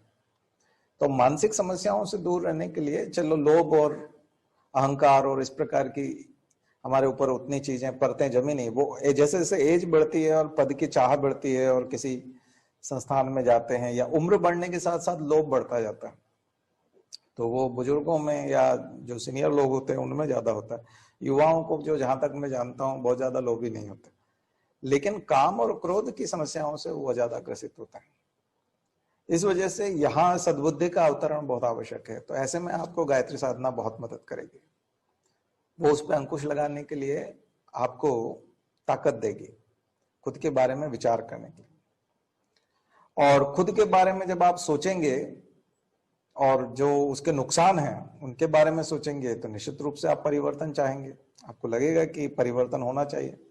अगर परिवर्तन नहीं हुआ तो आप रसातल में चले जाएंगे। तो हम खुद के बारे में सबसे ज्यादा चिंतन करें, आत्मचिंतन करें, आत्मदर्शन करें। आप अगर शांति कुंज में जाएंगे तो वहां गायत्री मंदिर परिसर में भटका हुआ देवता लिखा हुआ है। वहां गायत्री मंदिर परिसर में 5 आईने रखे हुए हैं और 5 आईने जो है वो दर्पण, और उनका दर्शन करते समय में ये बताया जाता है कि आप भटके हुए देवता हैं। जब आप जाते हैं तो आप आईने में स्वयं को देखते हैं और उसमें ऊपर लिखा हुआ है भटका हुआ देवता, यानी आप देवता हैं पर आप भटके हुए हैं, आपने अपना रास्ता छोड़ दिया है। आप क्यों आए थे, इसलिए आप गुरुजी की वो किताब जरूर पढ़िएगा, मैं क्या हूँ। वो शायद इंटरनेट पे भी होगी, आप गायत्री परिवार की वेबसाइट पे जाकर के, इंग्लिश में भी है हिंदी में भी है, दोनों में मिल जाएगी। तो आप उसको पढ़िए कि मैं भटका हुआ देवता हूं, यानी कि मैं क्या हूं, मैं क्या था, मैं क्यों आया था, और जब मैं आया तो क्या मैं उसी काम में लगा हुआ हूं जिस उद्देश्य के लिए मैं आया था। तो ये बहुत सारी जो है मुझे लगता है काम और क्रोध वाली समस्याएं, क्रोध भी जो है अपने आप शांत हो जाएगा। आप में से बहुत ज्यादा लोग जो है क्रोध करते हो, कई लोग एंगर मैनेजमेंट का कोर्स करते हैं कि अपना गुस्सा काबू में कैसे रखें, उसके लिए कोर्स करते हैं। मुझे लगता है उसको कोर्स करने के बजाय आत्मचिंतन और आत्म सुधार और आत्मनिर्माण उसकी दिशा में सोचना चाहिए कि गुस्सा करने से होगा क्या, हम लोग परिस्थितियों को कैसे बदल सकते हैं। तो एक और किताब आपको सजेस्ट करता हूं, परम पूज्य गुरुदेव की किताबों की श्रृंखला में एक किताब और है जो बहुत महत्वपूर्ण है युवाओं के लिए, वो है मनस्थिति बदले तो परिस्थिति बदले, जो मैं सभी बच्चों को बोलता हूँ। हमारे यहाँ स्टूडेंट सारे लगभग ले चुके हैं। मनस्थिति बदले तो परिस्थिति बदले। परिस्थिति, क्योंकि गुस्सा हमको तब आता है जब परिस्थितियां ठीक नहीं होती। हमको लगता है कि परिस्थितियां ठीक नहीं होती, तो परिस्थितियां ठीक है या नहीं ये हमारी मनस्थिति पे डिपेंड करता है। क्योंकि जैसी हमारी दृष्टि होगी वैसी सृष्टि होगी, है ना। तो हम जैसा देखते हैं, जैसा हम देखना चाहते हैं वही सब हम लोग देखते हैं, और वो जब नहीं होता कई बार तो हम गुस्सा होते हैं। तो हमको अपनी मनस्थिति बदलने की जरूरत है, न कि परिस्थिति। तो ये कुछ सूत्र हैं जो मैंने गायत्री परिवार के सदस्य के नाते, और चूंकि मैंने इस मिशन में सीखा है, परम पूज्य गुरुदेव के साहित्य से सीखा है, तो वही बातें मैंने आपको बताई। और यहाँ हम लोग अपने आप को ढाल सकते हैं इन पुस्तकों को पढ़ के, इनके विचारों को आत्मसात करके।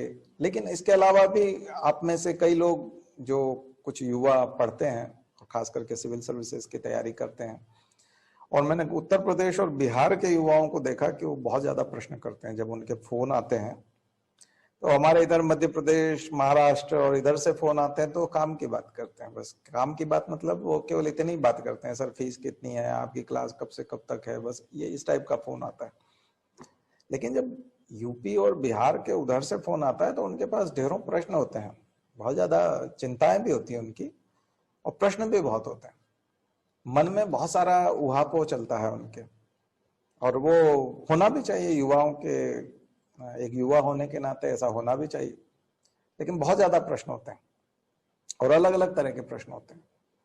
खास करके प्रश्नों का जो स्वरूप होता है वो उसमें अभी वर्तमान की वैश्विक समस्याओं से लेकर के व्यक्तिगत समस्याओं से लेकर के बहुत सारी ऐसी प्रॉब्लम्स होती हैं जो थॉट प्रोसेस वाली होती हैं, जैसे कि कम्युनिज्म वाली है, ग्लोबलाइजेशन है, या अमेरिका से जुड़ी हुई चीजें हैं। तो वैश्विक समझ वाली जो चीजें हैं, वर्ल्ड व्यू जो होता है, उससे जुड़ी हुई चीजें ज्यादा होती है, और विचारों वाली ज्यादा होती है।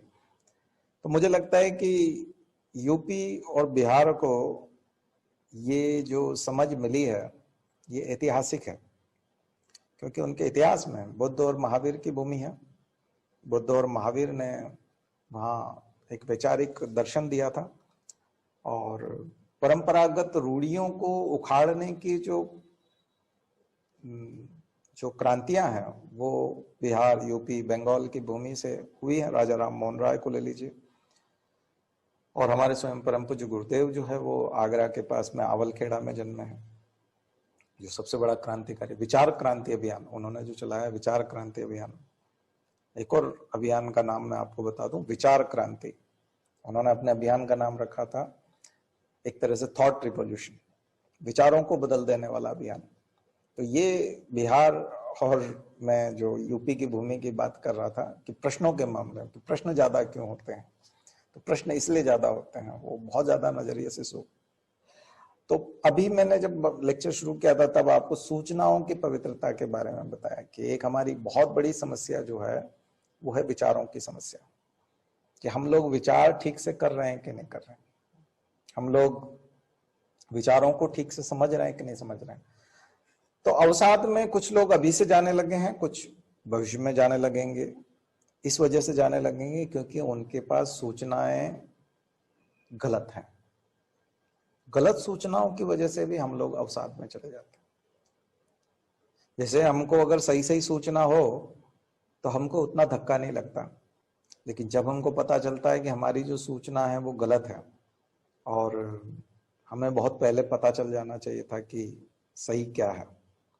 तो अभी बहुत सारे युवा जो है, जो पढ़ाई नहीं करते, जिन्होंने किताबें नहीं पढ़ी अभी, जब आप किताबें पढ़ेंगे तो आपको लगेगा कि आपकी सूचनाएं जो है वो कितनी दूषित है। सूचना अगर दूषित होगी तो मस्तिष्क में जमा होती है, तो हमारा मस्तिष्क भी दूषित होगा। मस्तिष्क दूषित होगा और शरीर का और मस्तिष्क का सामंजस्य नहीं बैठेगा, कोऑर्डिनेशन नहीं होगा, तो फिर हम अस्वस्थ भी हो जाएंगे। तो सूचनाएं पवित्र कैसी रहें उसके लिए आप क्रॉस चेक कर सकते हैं। जैसे आपको अगर कोई व्यक्ति गलत सूचना देता है या बरगलाता है, या अगर आपको कोई व्यक्ति आपके परिवार के खिलाफ या आपके जो प्रियजन है उससे अगर आपको कोई दूर भेजना चाहता है, तो कई बार गलत सूचना भी दे देता है या मिसगाइड करने की कोशिश करता है। तो आप क्या करते हैं, आप ठीक उसी व्यक्ति से पूछ लेते हैं कि क्या ऐसा हुआ है, क्या ऐसी बात है जो ये व्यक्ति बता रहा है। तो मिसगाइड होने से आप बच जाते हैं। तो आप क्रॉस चेक कर सकते हैं। अगर आपको सूचना फेसबुक से मिल रही है, ध्यान रखिए हम लोग सूचनाओं के एटम बम पे बैठे हैं, हम सूचनाओं के टाइम बम पे बैठे हैं। जो फेसबुक है, व्हाट्सएप है, ये जो सोशल मीडिया है, इस सोशल मीडिया से आने वाली सूचनाएं पवित्र नहीं है, ये दूषित सूचनाएं हैं, ध्यान रखिएगा। तो ये हमको नफरत करना सिखाती है, और नफरत करने वाली सूचनाओं से हमको बहुत जल्दी प्यार हो जाता है। प्यार करने वाली सूचनाओं पे हमको प्यार नहीं होता, नफरत करने वाली सूचनाओं से बहुत जल्दी हम लोग प्यार करने लगते हैं। और दुनिया भर के राजनेता इसका उपयोग कर रहे हैं। रशिया भी इसका उपयोग कर रहा है, अमेरिका भी कर रहा है, यूरोपियन यूनियन के जो देश हैं उन्होंने सबसे पहले संग्राम किया है, और उन्होंने सबसे पहले चेतावनी दी है फेसबुक को और तमाम प्लेटफॉर्म्स को, सोशल मीडिया के, कि हम आपका कचरा नहीं ढोएंगे और आपको अकाउंटेबल होना चाहिए, और हमारे देश के कानून के हिसाब से आपको यहाँ लोकल एक कॉन्सुलेट या कुछ न कुछ आपको खोलना चाहिए, लोकल ऑफिस खोलना चाहिए जहां हम शिकायत करवा सकें।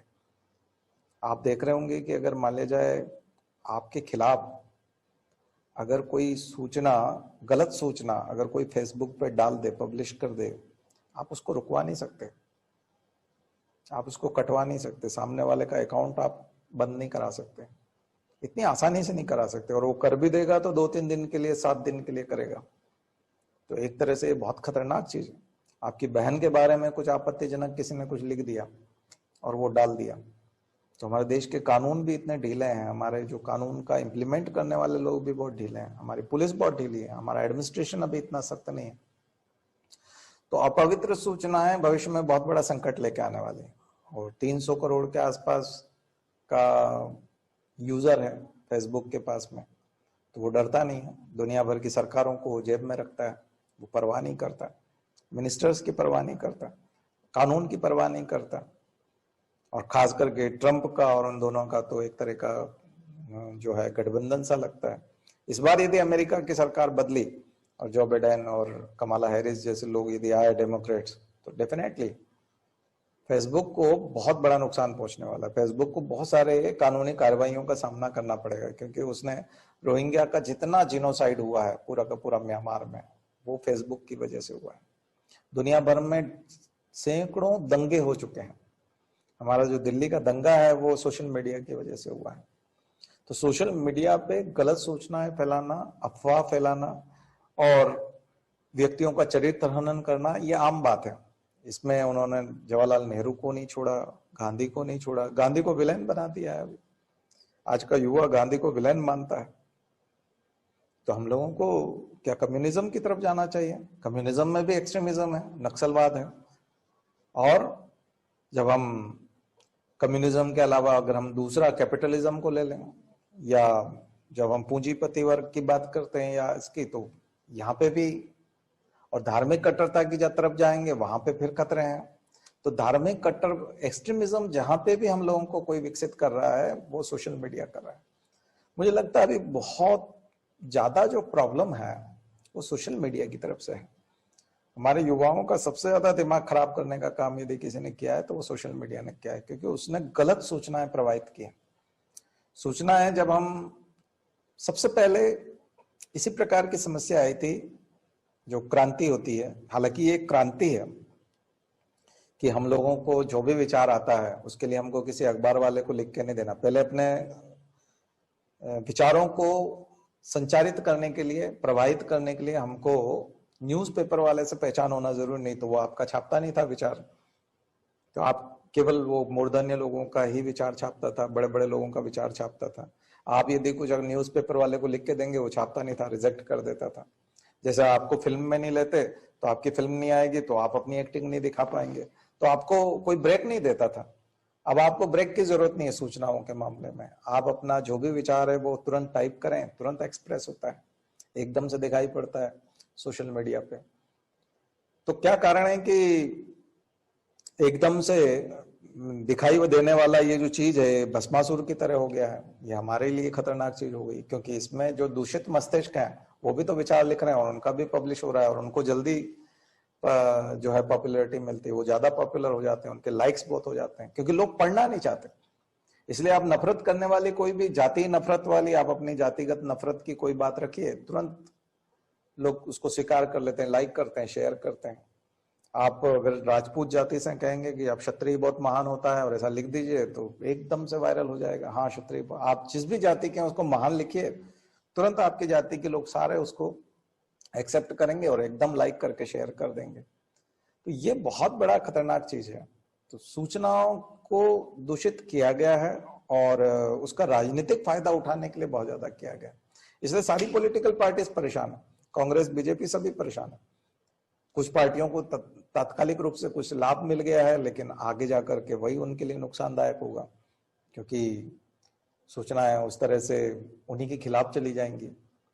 तो एक तो हम लोग इसको क्रॉस चेक करें, जितने भी लोग, हालांकि कुछ आता है वायरल फैक्ट, अधिकांश न्यूज़पेपर वाले और चैनल वाले बोलते हैं कि ये जो चीज वायरल हो रही है इसकी सच्चाई क्या है, हम दिखाते हैं आपको। लेकिन आप जो पढ़ने लिखने वाले लोग हैं वो बहुत आसानी से कर सकते हैं। हम लोग क्रॉस चेक कर सकते हैं बुक्स से, ऑथेंटिक बुक्स से। देखिए बुक्स इसलिए ज्यादा गलत नहीं है, कई लोग बोलते हैं कि केवल साम्यवादी लेखकों ने लिखा है इसलिए वो चूंकि सारा का सारा नेगेटिव लिख दिया है, ऐसा नहीं है। मैंने अपने स्टूडेंट्स को कई बार बताया है, आप लोगों से भी मैं शेयर करना चाहता हूँ कि जो मॉडर्न हिस्ट्री की किताबें हैं, जैसे खास करके मॉडर्न हिस्ट्री ने बहुत ज्यादा हम लोगों को प्रभावित भी किया है और उस पर हम लोग सबसे ज्यादा चर्चा भी करते हैं।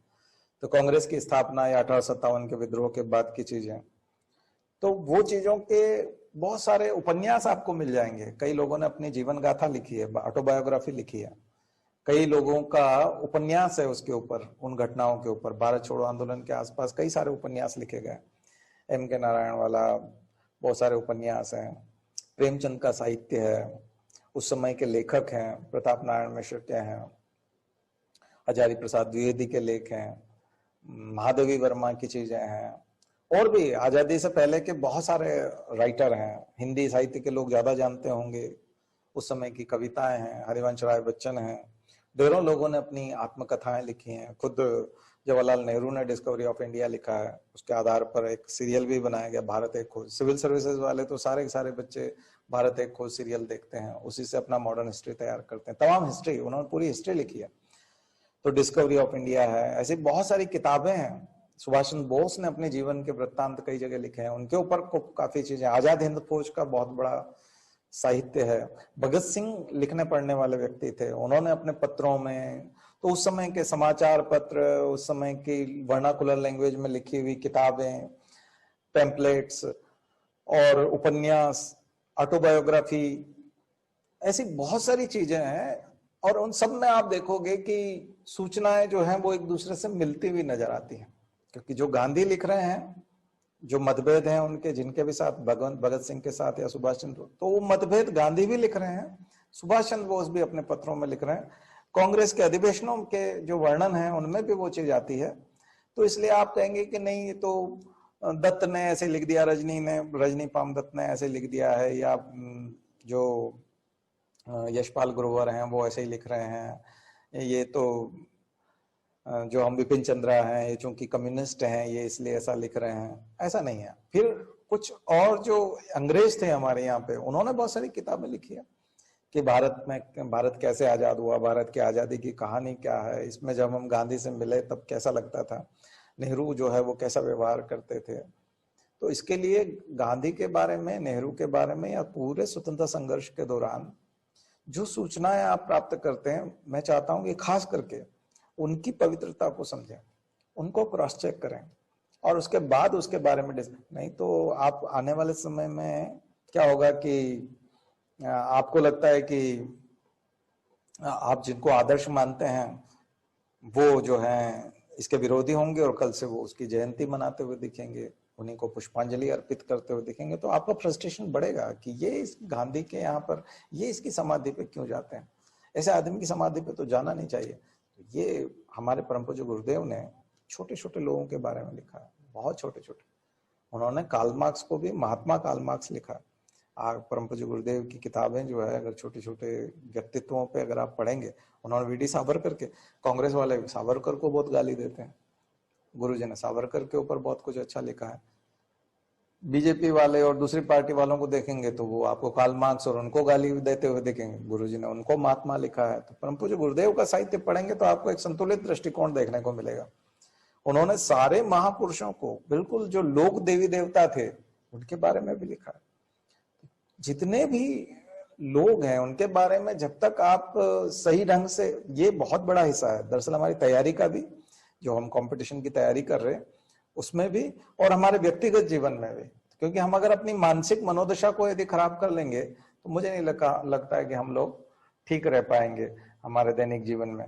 और दूसरी चीज, अब आपके सामने और बहुत सारी द्वंद आते हैं जब आप मजदूरों को देखते हैं, बेरोजगारों को देखते हैं, पर्यावरण के दृष्टिकोण से, किसानों के दृष्टिकोण से। तो अभी एक किसान बिल आया हुआ है, पर्यावरण में एनवायरमेंट इम्पैक्ट असेसमेंट वाला एक नया कानून जो है वो सरकार ने बनाया है कि एनवायरमेंट इम्पैक्ट असेसमेंट करने की जरूरत नहीं होगी। यानी कि किसी आदमी को फैक्ट्री डालना है तो पहले से, उद्योग डालने से पहले पुराने कानून के हिसाब से 2006-5 के हिसाब से आपको एक तरह से एनवायरमेंट इम्पैक्ट असेसमेंट का क्लियरेंस लेना बहुत जरूरी है कि आप जो भी फैक्ट्री डाल रहे हैं उसका प्रभाव क्या पड़ेगा पर्यावरण पे। अभी की सरकार ने उसको एक तरह से क्लीन चिट दी है कि नहीं, आप एक काम करिए कि आप अपना उद्योग डाल सकते हैं, बाद में सॉरी बोल सकते हैं, या बाद में आप पोस्ट फैक्टो क्लियरेंस उसको बोलते हैं, तो आप बाद में जो है वो सरकार से क्लियरेंस ले सकते हैं। मतलब आपको क्लियरेंस मिल ही जाएगा चाहे पर्यावरण को जितना भी नुकसान पहुंचाए। तो एक तरफ हम पौधे लगा रहे हैं, हमारे गायत्री परिवार के कोलकाता के परिजन जो हैं वो वृक्षारोपण का अभियान चलाते हैं हर संडे को, और एक तरफ पर्यावरण का विनाश जो है वो सरकारी माध्यमों से होता है। फिर किसान बिल जो आया उसमें जो भी भ्रांतियां हैं या जो भी, अगर सरकार बोल रही है कि ये विपक्ष के द्वारा फैलाया हुआ भ्रम है, तो किसान बिल जो आया उसमें जो भ्रम है, देखिए ये मैं इसलिए बता रहा हूँ। फिर बेरोजगार लोगों को आपने देखा अभी कि वो थाली पीट रहे थे और वो तमाम प्रदर्शन कर रहे थे कि बेरोजगार हैं, हमारा रोजगार चला गया है। फिर अभी मैंने किसानों की बात की आपको, और रोजगार की बात की, युवाओं की बात की, और पर्यावरण की बात की। और एक और मुद्दा हम लोग ले सकते हैं जो हम लोगों ने लॉकडाउन के समय में लोगों का रोजगार छीनते हुए देखा, और हजारों लाखों लोग जो है, लाखों करोड़ों, बल्कि करोड़ों माइग्रेंट वर्कर्स जो हैं वो शहरों से गांवों की तरफ पलायन कर रहे थे, हालांकि वो शहरों में आने लगे हैं। और एक और चीज हम ले सकते हैं, हमारे देश की स्वास्थ्य सुविधाएं जो कोविड के समय में उजागर हुई हैं। आज कई जगह पर बेड खाली नहीं है, वेंटिलेटर की कमी है। तो क्या हम लोगों को स्वास्थ्य सुविधाओं पे ज्यादा ध्यान नहीं दिया जाना चाहिए था? क्या हम लोगों ने 3-4 महीने अभी लॉकडाउन में और इसमें गुजारे, तो क्या इसमें हमने स्वास्थ्य सुविधाओं में इजाफा कर लिया? ये जो सारी समस्याएं हैं, इन सब समस्याओं को, ये आपके अंदर द्वंद पैदा करती है। जो एक सोचने समझने वाला व्यक्ति है, उस व्यक्ति ने जो वोट दिया था और उस व्यक्ति ने जो विचार किया था उस समय में जब सरकार आई थी, तो केवल राम मंदिर का नहीं किया था, केवल 370 का नहीं किया था, बल्कि उसने किया था कि हम जो है, तो ये हमारे अंदर द्वंद पैदा करती है। तो क्या सरकार खराब है? क्या दूसरी सरकार होती तो कर लेती? नहीं, ऐसा नहीं है। दरअसल दूसरी सरकार होती तो हो सकता वो भी ना कर पाती, और ये सरकार कर सकती थी। तो क्या ये सबसे ज्यादा जो द्वंद युवा में आता है वो यही आता है कि हमारे परिवार के लोग तो इस पार्टी से जुड़े हुए हैं, हम भी इसी पार्टी को सपोर्ट करते हैं, लेकिन वो चीजें हो नहीं रही हैं जो होनी चाहिए। तो थोड़ी सी आपको यहाँ अपने अंदर यहाँ पर सूचनाओं की पवित्रता को देखते हुए, है ना, और खास करके जब हम सिविल सर्विसेज की तैयारी करते हैं तो रोज इस प्रकार की, क्योंकि जब आप द हिंदू पढ़ते हैं तो मुझे लगता है कम्युनिस्ट हो जाते हैं, कम्युनिस्ट विचारधारा के बहुत नजदीक चले जाते हैं, क्योंकि द हिंदू का अपना जो एक नेचर है, उसने राफेल के अगेंस्ट भी एक सीरीज चलाई थी, इसीलिए अभी गवर्नमेंट ने उसका विज्ञापन भी कैंसिल कर दिया कि द हिंदू को हम लोग विज्ञापन नहीं देंगे। तो चाहे वो विज्ञापन कैंसिल करने वाली बात हो, तो आप लोग, चूंकि कई लोग मुखर्जी नगर में रहते होंगे, कई लोग तैयारी करते होंगे, पार्टियों का द्वंद भी आपने देखा है, लेकिन मैं जो बच्चों को देखता हूँ खास करके, तो उनके अंदर एक एथिकल डायलेमा जिसको 4th पेपर का एक टॉपिक भी है आपका, एथिकल डायलेमा। तो नैतिक दुविधा बच्चों में होती है, जो फिर शारीरिक लक्षणों के रूप में भी अभी नहीं आई तो बाद में आएगी। तो केवल हम लोगों को अगर हेट स्पीच वाले उसमें जीना है और अगर केवल सोशल मीडिया पे घृणा फैलानी है और घृणा फैलाने वालों का साथ देना है, तो निश्चित रूप से आप मान के चलिए आने वाले समय में हम खुद ही बीमार होने वाले हैं। क्योंकि घृणा से और नफरत से कभी भी कोई व्यक्ति स्वस्थ नहीं हो पाया। तो जैसे हर टॉपिक का और हर लेक्चर का अपना एक सेंट्रल फोकल आइडिया होता है, एक सेंट्रल आइडिया होता है।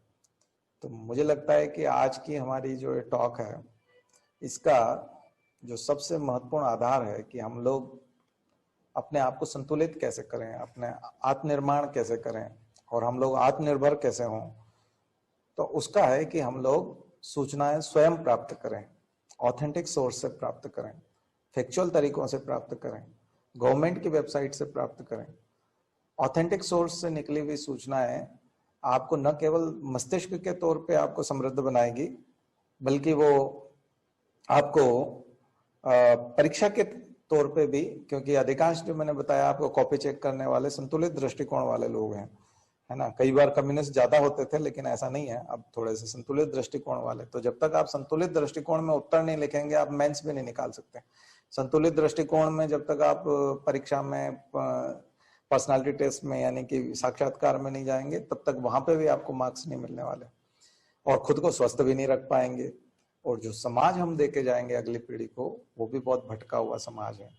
तो क्या होना चाहिए, हमारी समझ जो होनी चाहिए वो इको फ्रेंडली होनी चाहिए और सोसाइटी में सौहार्द बढ़ाने वाली होनी चाहिए, यानी कम्युनल हार्मनी बढ़ाने वाली जो चीजें हैं वो हमारी समझ में आनी चाहिए और एम्पावरमेंट से जुड़ी हुई चीजें होनी चाहिए। गरीबों का उत्थान, महिलाओं का उत्थान, कमजोरों का आगे बढ़ाने वाली बात और शिक्षा और जागरूकता वाली चीजें होनी चाहिए कि हम शिक्षा और जागरूकता की तरफ जाएं, स्वस्थ होने की दिशा में जाएं, है ना। तो हम लोग जितना ज्यादा इको फ्रेंडली होंगे, जितना समाज निष्ठ होंगे, जितना कर्तव्य निष्ठ होंगे, राष्ट्र निष्ठ बनेंगे और राष्ट्रवाद की तरफ बढ़ेंगे भी सही। तो ये सारी चीजें जब हम अपने जीवन में डाल लेंगे तो मुझे लगता नहीं कि हम लोग कभी अवसाद की तरफ जा पाएंगे या सुसाइड टेंडेंसी की तरफ हमारा युवा बढ़ेगा, क्योंकि युवाओं में ये प्रवृत्ति भी बढ़ रही है। तो आदमी अगर अपनी मनस्थिति को ठीक कर ले, क्योंकि कई बार वो परिस्थितियों का दास होता है और कई बार ऐसा मानने लगता है ना, परिस्थितियों को नियंत्रण करता है और स्वामी मानने लगता है। वो मानने लगता है कि जो परिस्थितियां हैं ये मेरा नियंत्रण कर रही हैं, तो वही व्यक्ति सुसाइड की तरफ जाता है और उसी को जो है ये सारे अवसाद आते हैं और उसी को मरने की इच्छा होती है। नहीं तो आदमी बोलता है कि आपने दशरथ माझी की कथा देखी है, दशरथ माझी की कथा में पहाड़ काट करके, पहाड़ का सीना चीर करके जो है उस आदमी ने रास्ता बना दिया।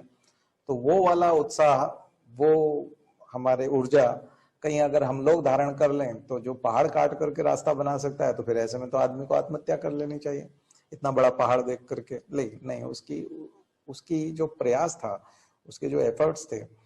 और एक और चीज में आप लोगों को, कई युवा जो है बहुत ज्यादा जल्दी बेचैन हो जाते हैं फर्स्ट अटेम्प्ट में, सेकंड अटेम्प्ट में। नहीं, इतना परेशान होने की भी जरूरत नहीं है। अगर आपका पृष्ठभूमि परीक्षा का नहीं रहा है, सिविल सर्विसेज का नहीं रहा है, तो आपको, या किसी भी परीक्षा की आप तैयारी कर रहे हैं और अगर आपने उसकी तैयारी जो है पहले से नहीं कर रखी है या बचपन से आप लोगों को ऐसा माहौल नहीं मिल पाया कंपटीशन का, तो निश्चित रूप से आपको 2 या 3 साल लगने वाले हैं। आप उसका मान के चलिए। ऐसा नहीं कि एक ही साल में आपका सिलेक्शन हो जाए, नहीं होगा तो हम यहाँ इसको छोड़ देंगे, यूपीएससी को गाली देंगे, ऐसा नहीं। जैसे कंपटीशन बहुत ज्यादा है और आप अगर पहले से पढ़ाई नहीं करते हैं, सिलेबस आपने पहले से पढ़ा हुआ नहीं है, टेस्ट पहले से नहीं दिए हैं, तो टेस्ट में आप अपना मूल्यांकन कर सकते हैं। और अगर आपने पहले से नहीं किया तो निश्चित रूप से आपको 2 या 3 साल लगने वाले हैं। तो आप इत्मीनान से पढ़िए उसको और 2-3 साल परीक्षाएं देते रहिए, आपका होगा सिलेक्शन, निश्चित रूप से होगा। हमने देखा है कि जो भी व्यक्ति इस दिशा में आगे बढ़ता है और जिसने भी सफर पे चल पड़ा है, वो निश्चित रूप से सफल होता है। तो देखिए 1 घंटे का समय कम होता है हमारे जैसे व्यक्ति के लिए, क्योंकि हम रोज 3.5 घंटे पढ़ाते हैं और बहुत लंबी लंबी क्लासेस लेने की आदत है। लेकिन आज हमने बहुत संक्षिप्त में बात करने की कोशिश की और युवाओं के बहुत सारे मुद्दों को छूने की कोशिश की, तो आप लोगों को निश्चित रूप से इसका लाभ हुआ होगा, मुझे ऐसा लगता है। चलिए मैं अपनी बात यहीं समाप्त करता हूँ। ओम शांति शांति शांति। बहुत धन्यवाद भैया। मतलब जो मैंने अनुभव किया है कि वाकई जो आज के युवा हैं, खास करके जो कॉम्पिटिटिव एग्जाम पे प्रिपरेशन कर रहे हैं, उनको कहीं ना कहीं द्वंद्व तो रहता ही है, चाहे वो सूचना का द्वंद्व हो, चाहे वो अपने जीवन से लेकर के हो। तो हम मानते हैं कि आज का जो टॉक्स था वो काफी हम युवाओं के लिए जो आज जुड़े हैं उनके लिए बहुत ही लाभकारी होगा। तो इसके साथ ही भैया का हम हृदय से धन्यवाद करते हैं और पूरी दिया दिल्ली की तरफ से आपका फिर से हम धन्यवाद करते हैं कि आप ऐसे ही, आप तो अपने ही हैं, लेकिन ऐसे ही अपना मार्गदर्शन करते रहिए दिया दिल्ली के भाइयों को।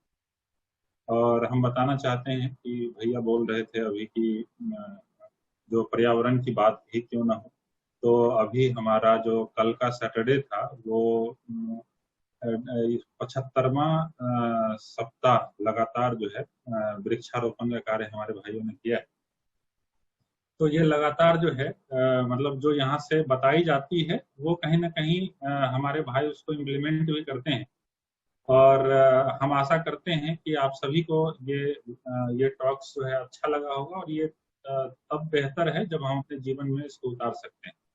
तो फिर से भैया का हम धन्यवाद करते हैं अपने दिया दिल्ली की तरफ से कि आप ऐसे ही हम सभी को अपना मार्गदर्शन देते रहिए और जब भी जरूरत होगा तो भैया आते रहेंगे। और किन्हीं का कोई क्वेश्चन हो, कोई क्वेरी हो, चूंकि अभी समय तो बहुत हो गया है, तो हम मानते हैं कि भैया भी सोशल मीडिया में एक्टिव हैं, फेसबुक पे हैं, कुछ भी अगर कोई क्वेरी है, क्वेश्चन है, आप वहाँ भी भेज सकते हैं। और कुछ स्पेशल हो तो आप हमसे संपर्क कर सकते हैं, तो भैया से हम कांटेक्ट करवा देंगे।